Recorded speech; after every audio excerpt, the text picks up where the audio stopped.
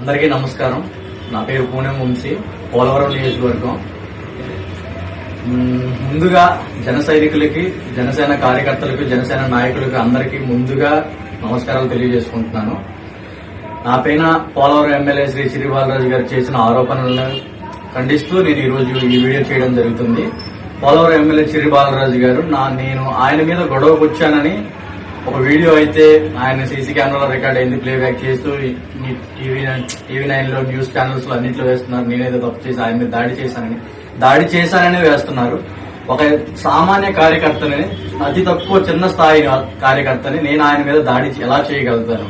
నేను ఆయన్ని అంతకు ముందు రోజు నైట్ నా బైక్ తీసుకుని నన్ను స్టేషన్ లో ఇబ్బంది పెట్టారని, కౌన్సిలింగ్ ఎవరూ ఇవ్వలేదు, స్టేషన్ లో ఇబ్బంది పెట్టారని తర్వాత రోజు నేను మార్నింగ్ వెళ్లి ఆయన్ని అడిగినందుకు ఎమ్మెల్యే గారు స్వయంగా నాపై దాడి చేసి తన అనుచరులు, తన స్టాఫ్, కొప్పుల సాయి, ప్రసన్న, మైరెడ్డి, పవన్ వీళ్ళందరూ నా మీద దాడి చేసి, ఇంక్లూడింగ్ ఎమ్మెల్యే గారు కూడా నా మీద దాడి చేసి, ఎమ్మెల్యే గారు ఆ సమయంలో ఒక మాట కూడా అన్నారు, రే కారులో గన్ను ఉంటే తీసుకురారే, గన్నుతో వీటిని కాల్ చేస్తానని కూడా భయభ్రాంతులు గురి చేసి నన్ను బయటికి గెంటేసిన తర్వాత ఏమీ తెలియనట్టు సైలెంట్ గా నించొని మాట్లాడుతున్నారు. నేను అక్కడ నన్ను కొట్టారు, నన్ను గెంటేసిన కోపంతో నేను ఆయన అడిగాను, అంతేగాని నేను ఆయన దూషించలేదు. ఒక్క మాట కూడా నేను తప్పుగా దూషించలేదు. ఆయన నేను అడిగాను, నేనేం తప్పు చేశాను మీరు నాకు చెప్పండి, నన్ను ఎందుకు స్టేషన్ పంపించారు, నా ఫోన్ ఎందుకు స్టేషన్ లో పెట్టారు, నేనేం తప్పు చేశాను నాకు చూపించండి అని క్లియర్ గా చెప్పాను. ఈ లోపు ఆయన స్టేషన్ కాల్ చేసి ఎస్ఐ ఫోన్ చేసి వీడిని తీసుకెళ్లిపోయి 2 నెలలు జైల్లో వేసేయండి, నేను ఏమన్నా తర్వాత చూసుకుంటాను అని అన్నారు. నేనేం చేస్తాను నాకు ఇప్పుడు వరకు క్లారిటీ చేయలేదు. నా దగ్గర కరెక్ట్ 3 పాయింట్లు ఉన్నాయి ప్రెసెంట్.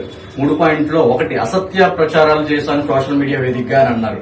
రెండోది, మాజీ ఎమ్మెల్యేతో, ప్రతిపక్ష నాయకులతో నాకు లింకులు ఉన్నాయన్నారు. మూడోది, ₹1,00,000 నగదు నాకు ట్రాన్సాక్షన్ జరిగింది, ₹1,00,000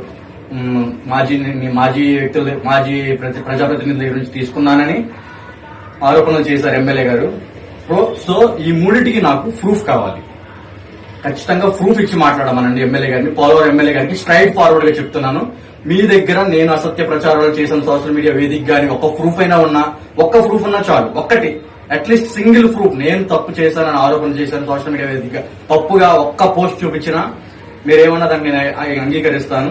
రెండోది, ₹1,00,000 మాజీ ప్రజాప్రతినిధుల నుంచి నేను తీసుకున్నాను, వాళ్ళతో నాకు కాంటాక్ట్లు ఉన్నాయని మీరు ప్రూవ్ చేయండి. కాంటాక్ట్లు ఉన్నాయి, జస్ట్ నా ఫోన్ నుంచి ఒక్క కాల్ వెళ్ళినట్టు కాల్ డేటా తీసి, ఒక్క కాల్, ఒక టెక్స్ట్, ఒక వాట్సాప్ టెక్స్ట్ గానీ, ఇమేజ్ గానీ ఏదైనా వెళ్ళినట్టుంటే మీరు పర్ఫెక్ట్ గా ప్రూఫ్ తో మాట్లాడండి.